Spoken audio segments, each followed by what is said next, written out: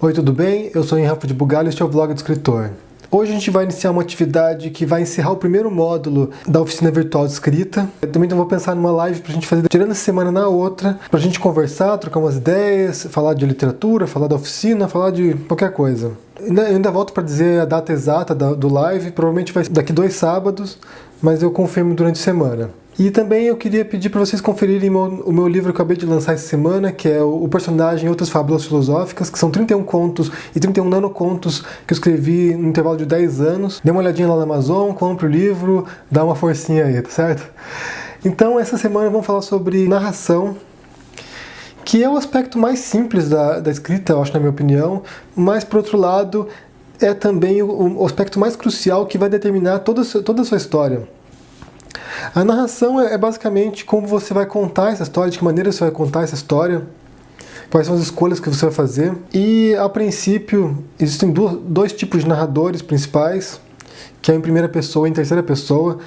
Também é possível fazer em segunda pessoa, mas é muito mais incomum, muito mais raro e muito mais complicado, então nem vamos falar sobre a segunda pessoa nesse vídeo. A primeira pessoa é quando o narrador fala eu, né? E quando eu digo eu, não estou falando do escritor, mas estou falando do narrador. É alguém que conta a história do seu ponto de vista. E em terceira pessoa é um narrador impessoal, é um narrador que está fora da história e que observa essa história e conta de uma maneira quase divina. Nem todos os casos, mas a gente vai ver as diferenças. Em primeira pessoa existem 2 casos, que é o narrador protagonista e o narrador testemunha. Qual a diferença entre esses dois? Bem, o narrador protagonista é o personagem principal da história que está contando a história do seu ponto de vista. Já o narrador testemunha é um personagem que conta a história como um observador. Ele pode até fazer parte da história, mas ele não é o personagem principal dessa história. Só para citar 2 exemplos. Um exemplo de narrador protagonista: despertei já exausto. Era como se o sono não me revigorasse mais, como se os meus sonhos, sempre tão agitados, fossem apenas um prolongamento dos meus dias fatigantes. Você pode ver muito claramente esse texto, o personagem está despertando e ele está apresentando fatos sobre si próprio. No segundo caso, o narrador testemunha, eu percebia que ele já acordava exausto. Quase todos os dias, na mesa do café da manhã, era a mesma reclamação sobre sonhos agitados, como se estes fossem um prolongamento de seus dias fatigantes. Nesse trecho não explica quem é a pessoa que está falando isso, pode ser o pai do personagem, pode ser a esposa do personagem, pode ser a namorada do personagem, pode ser qualquer pessoa relacionada a ele, mas ela conta sobre ele, né? Ela fala sobre o que acontece com ele.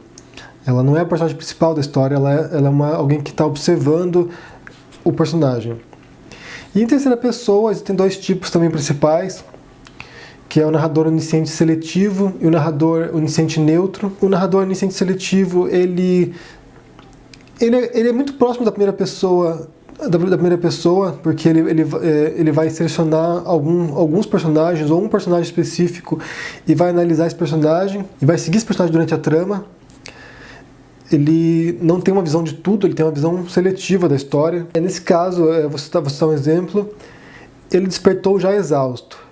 Era como se o sono não revigorasse mais, como se seus sonhos, sempre tão agitados, fossem apenas um prolongamento de seus dias fatigantes.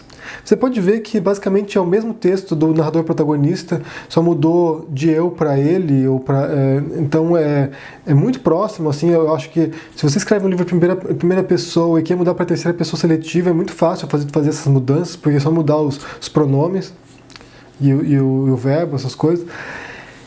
E o narrador onisciente neutro é um narrador que vê tudo, é um deus mesmo, é uma entidade superior que observa tudo, então ele tem acesso a todos os personagens, ele tem acesso a coisas que acontecem que não estão além da vista do personagem principal, dos personagens principais pelo menos.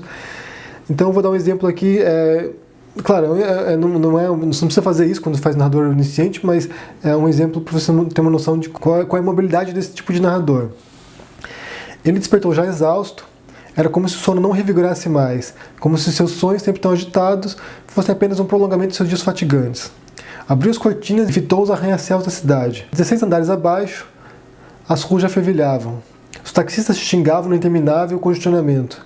Foi um acidente, algumas pessoas diziam, mas um desses motoboys loucos foi para as cucuias. Você pode ver que nesse caso, o narrador ele tem uma flexibilidade, ele vai para um lado para o outro, ele pode se mover da mente de um personagem para a mente do outro, ele pode descrever coisas que estão acontecendo em ambientes externos, pode mudar de país, pode mudar de foco. Ele é um narrador completamente onipotente e onipresente e onisciente. Esse tipo de narrador, ele é um pouco obsoleto já na ficção. Um dos principais exemplos de escritores que utilizam esse narrador é o Tolstói.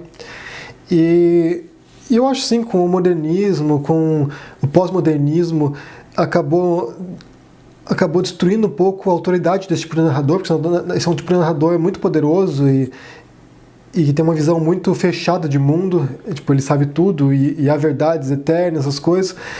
À medida que o tempo vai passando, à medida que a gente vai entrando no século XX, vai se transformando a literatura, a tendência são os 3 primeiros tipos de narrador que eu apresentei, que é o protagonista, a testemunha e o onisciente seletivo, porque há uma constatação de que a gente tem uma visão parcial da realidade, que a gente não consegue ver tudo, não consegue saber tudo. Nada impede que você escreva com um narrador onisciente neutro, não tem nada que proíba você de fazer isso, mas é só para uma observação que realmente alguns críticos podem não ver bem esse tipo de narrador. Quando eu disse que é uma escolha crucial na escrita, é porque isso vai ditar toda a maneira como você vai produzir o seu texto. A maneira como você escrever um livro com um narrador onisciente neutro é muito diferente de um narrador protagonista, por exemplo. E quando você começa a escrever, eu acho que é importante você já definir isso antes, porque isso vai traçar o rumo para a tua história. Uma coisa que é curiosa, eu acho que também é importante comentar, que um livro não precisa ter apenas um tipo de narrador. Você pode alternar narradores em capítulos diferentes, você pode brincar com esse tipo de narração, não é uma coisa fixa em pedra, você não é obrigado a seguir o mesmo narrador do começo até o fim. Depende muito do seu estilo de escrita, da história que você está contando. Então, sinta-se livre, na verdade, hoje em dia é possível fazer um monte de coisas com a escrita, é possível experimentar e extrapolar os limites, mas saber como você vai contar essa história e quem está contando essa história ajuda muito a facilitar a sua vida. O que eu queria propor para vocês nessa semana é escrever uma historiazinha, um microconto, com meia página no máximo, com um tipo de narrador, escolha um desses 4 tipos e escreva essa história de meia página. E depois que você tiver esse texto pronto, mudar o narrador para outro tipo. Então vamos supor, você escreve o primeiro trecho em narrador protagonista e depois você muda para narrador testemunha. Ou você escreve em narrador testemunha e depois muda para onisciente neutro. O ideal é que você escolha 2 tipos muito diferentes, porque assim você vai ser obrigado a fazer alterações mais profundas no texto. Na quarta-feira eu volto com alguns exemplos desses 4 tipos de narradores, para você ter uma ideia mais clara do que eu estou querendo dizer. Eu já apresentei alguns exemplos aqui, mas vou pegar alguns exemplos clássicos para você ter uma noção. Citar alguns autores que você possa ler também para se inspirar. Na quinta-feira eu quero esses textos aqui para a gente começar a fazer a crítica na sexta. Então, espero que você tenha gostado desse vídeo, dê um joinha se você gostou, deixe seu comentário, sua dúvida, e a gente se vê por aí. Abraço e tchau!